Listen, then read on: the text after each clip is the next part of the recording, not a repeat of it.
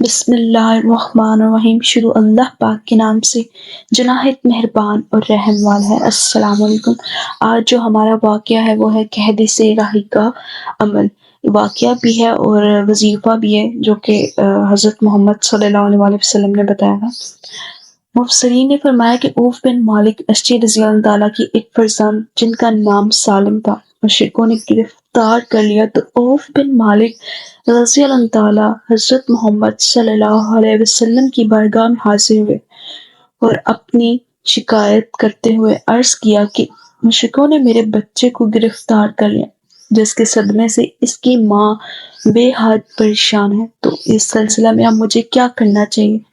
تو حضور اکرم صلی اللہ علیہ وسلم نے فرمایا کہ تم صبر کرو اور پرہیزگاری کی زندگی بسر کرو، اور ساتھ ایک وظیفہ بتایا، تم بھی بکثرت سے ولا حول ولا قوت الا باللہ العلی العظیم پڑھا کرو، اور بچے کی ماں کو بھی تاکید کر دو کہ وہ بھی کثرت سے اس وظیفے کا ذکر کرتی ہے۔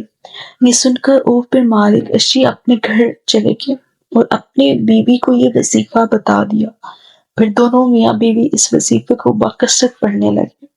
اسی درمیان میں وظیفے کا یہ اثر ہوا کہ ایک دن مشرکین سالم کی طرف سے غافل ہو گئے، چنانچہ موقع پا کر حضرت سالم مشرکوں کی قید سے نکل بھاگے اور چلتے وقت ان کی 4000 بکریاں اور 50 اونٹوں کو بھی ہانک کر ساتھ لائے اور اپنے گھر پہنچ کر دروازہ کھٹکھٹایا۔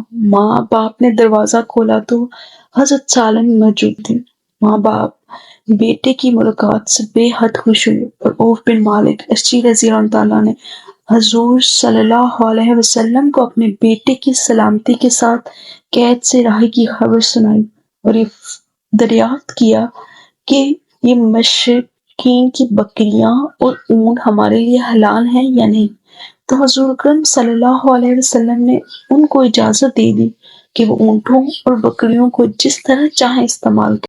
یہ تھا آج کا ہمارا اسلامک لیسن۔ ملتے ہیں ایک نئے اسلامک لیسن کے ساتھ، بشرطیکہ زندگی وفا کی۔ اللہ حافظ۔